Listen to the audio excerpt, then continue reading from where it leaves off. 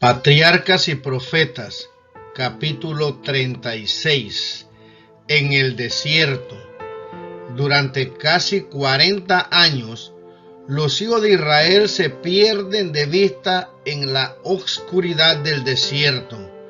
Y los días, dice Moisés, que anduvimos de Cades Barnea hasta que pasamos el arroyo de Ceret, fueron 38 años, hasta que se acabó toda la generación de los hombres de guerra de en medio del campo, como Jehová les había jurado. Y también la mano de Jehová fue sobre ellos para destruirlos de en medio del campo hasta acabarlos. Deuteronomio 2, versículos 14 y 15.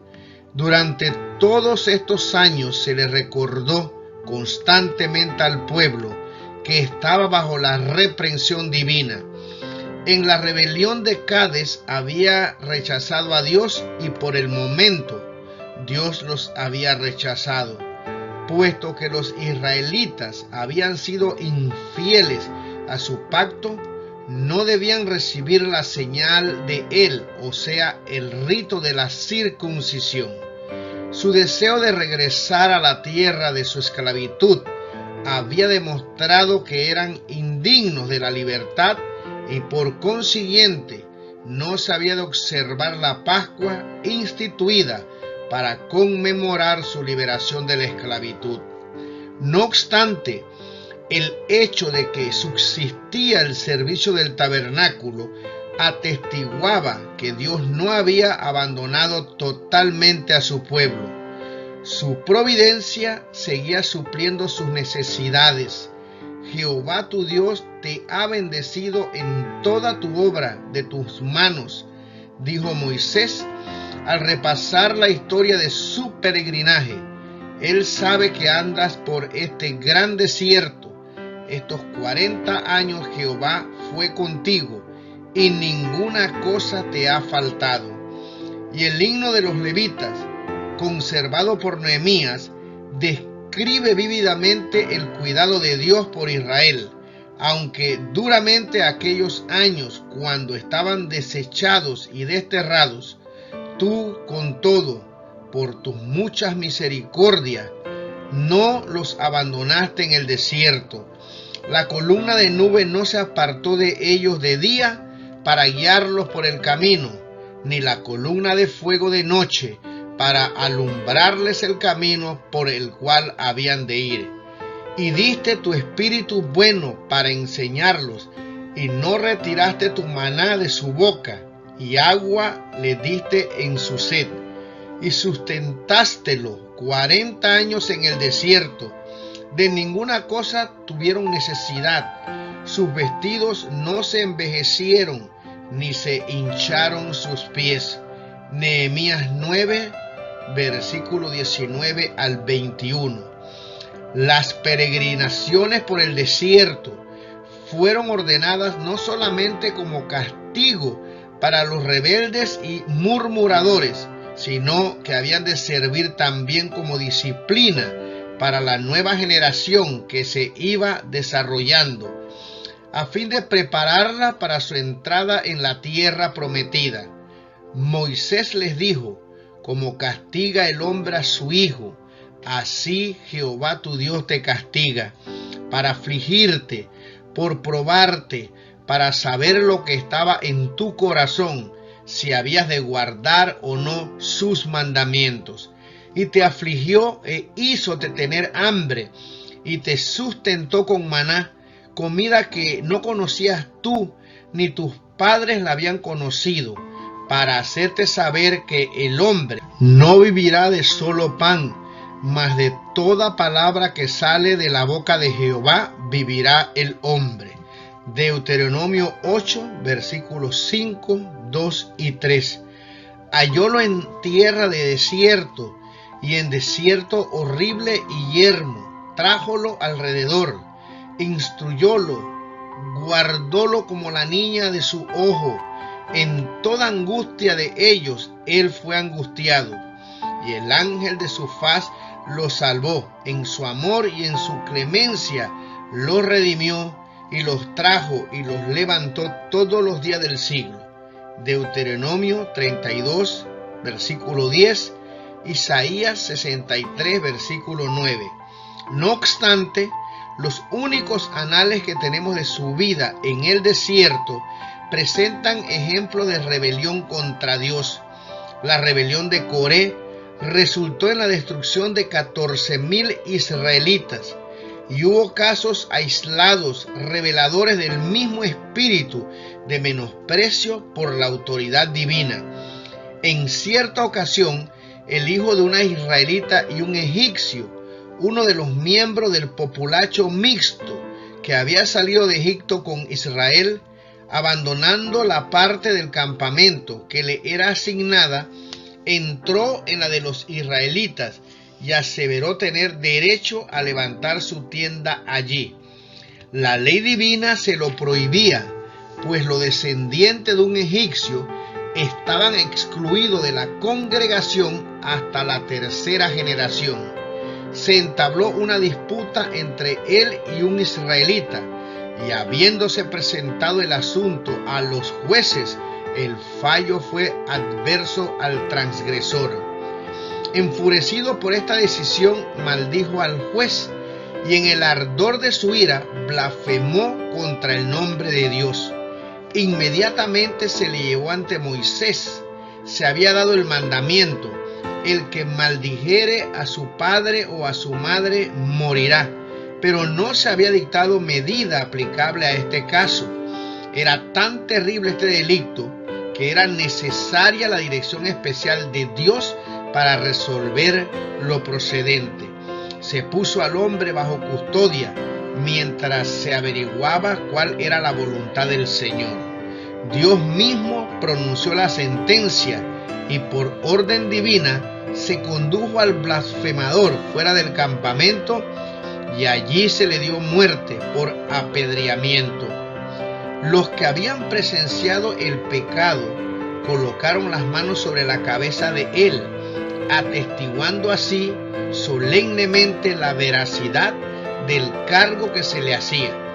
Luego le tiraron las primeras piedras y el pueblo que estaba cerca participó después en la ejecución de la sentencia. A este siguió la promulgación de una nueva ley que había de aplicarse a ofensas semejantes. Y a los hijos de Israel hablarás diciendo: cualquiera que maldijere a su Dios llevará su iniquidad, y el que blasfemare el nombre de Jehová ha de ser muerto. Toda la congregación lo apedreará, así el extranjero como el natural, si blasfemare el nombre, que muera. Éxodo 21, versículo 17. Hay quienes expresan dudas acerca del amor y la justicia de Dios al aplicar un castigo tan severo por un delito consistente en palabras habladas en un momento de acaloramiento. Pero tanto el amor como la justicia exigen que se demuestre que las palabras inspiradas por la malicia contra Dios constituyen un gran pecado. El castigo que se le impuso al primer ofensor había de advertir a los demás que el nombre de Dios debe reverenciarse. Pero si el pecado de este hombre hubiese quedado impune, otros se habrían desmoralizado y como resultado eventual habría sido necesario sacrificar muchas vidas. La multitud mixta que acompañaba a los israelitas desde Egipto daba continuamente origen a dificultades y tentaciones. Los que la componían decían haber renunciado a la idolatría y profesaban adorar al Dios verdadero, pero su educación y disciplina anteriores habían moldeado sus hábitos y sus caracteres, de modo que en mayor o menor medida estaban corrompidos por la idolatría y la irreverencia a Dios. Ellos eran los que más a menudo suscitaban contiendas, eran los primeros en quejarse y corrompían el campamento con sus prácticas idólatras y sus murmuraciones contra Dios. Poco después del regreso al desierto, ocurrió un ejemplo de violación del sábado, en circunstancias que dieron especial culpabilidad al caso. Al anunciar el Señor que desheredaría a Israel, se despertó un espíritu de rebelión. Un hombre del pueblo, airado por haber sido excluido de Canaán, resolvió desafiar abiertamente la ley de Dios y se atrevió a violar públicamente el cuarto mandamiento, saliendo a recoger leña en sábado. Se había prohibido terminantemente encender fuego el séptimo día durante la estada en el desierto. La prohibición no había de extenderse a la tierra de Canaán, donde la severidad del clima haría a menudo necesario que se tuviese fuego, pero este no se necesitaba en el desierto para calentarse. El acto llevado a cabo por este hombre era una violación voluntaria y deliberada del cuarto mandamiento. Era un pecado no de negligencia, sino de presunción. Se le sorprendió mientras lo cometía y se le llevó ante Moisés. Ya se había declarado que la violación del sábado sería castigada de muerte, pero aún no se había revelado cómo debía ejecutarse la pena. Moisés presentó el caso al Señor y se le dio la orden: irremisiblemente muera aquel hombre, apedréelo con piedras toda la congregación fuera del campo. Los pecados de blasfemia y violación voluntaria del sábado recibieron el mismo castigo, pues eran ambos una expresión de menosprecio por la autoridad de Dios.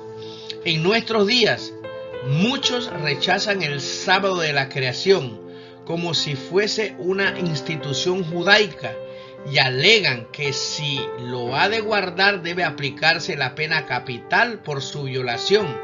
Pero vemos que la blasfemia recibió el mismo castigo que la violación del sábado. Hemos de concluir, por lo tanto, que el tercer mandamiento también se ha de poner a un lado como algo que se aplica solamente a los judíos. Sin embargo, el argumento que se basa en la pena de muerte es tan aplicable al tercer mandamiento, al quinto o casi a todos los 10 mandamientos como al cuarto. Aunque Dios no castigue la transgresión de su ley con penas temporales, su palabra declara que la paga del pecado es la muerte, y en la ejecución final del juicio se descubrirá que la muerte es el destino de los transgresores de su santa ley. Durante los 40 años que los israelitas permanecieron en el desierto, el milagro del maná les recordó cada semana la obligación sagrada del sábado. Sin embargo, ni aun en esto los inducía a obedecer, aunque no se atrevían a cometer transgresiones tan osadas como la que recibiera tan señalado castigo. Eran sin embargo muy negligentes en la observancia del cuarto mandamiento.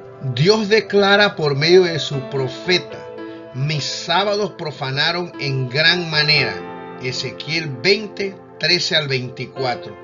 Y esto se enumeró entre los motivos por los cuales se excluía a la primera generación de la tierra prometida. Pero sus hijos no aprendieron la lección. Tal fue su negligencia del sábado durante los 40 años de peregrinaciones, que a pesar de que Dios no les impidió entrar en Canaán, declaró que serían diseminados entre los paganos después de establecerse en la tierra prometida. De Cades, los hijos de Israel habían regresado al desierto, y una vez más terminada su estadía allí, llegaron toda la congregación al desierto de Zin en el mes primero, y asentó el pueblo en Cades. Número 20, versículo 1. Allí murió y fue sepultada María. Tal vez la suerte de los millones que con grandes esperanzas salieron de Egipto. de la escena de regocijo a orillas del Mar Rojo, cuando Israel salió con cantos y danzas a celebrar el triunfo de Jehová, llegaron a la sepultura del desierto, fin de toda una vida de peregrinación. El pecado había arrebatado de sus labios la copa de la bendición. ¿Aprenderían la próxima generación la lección? Con todo esto pecaron aún y no dieron crédito a sus maravillas. Si los mataba, entonces buscaban a Dios.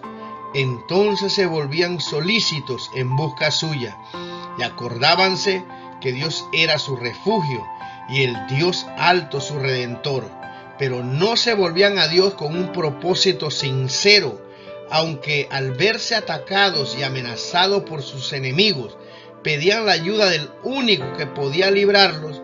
Sus corazones no eran rectos con Él, ni estuvieron firmes en su pacto.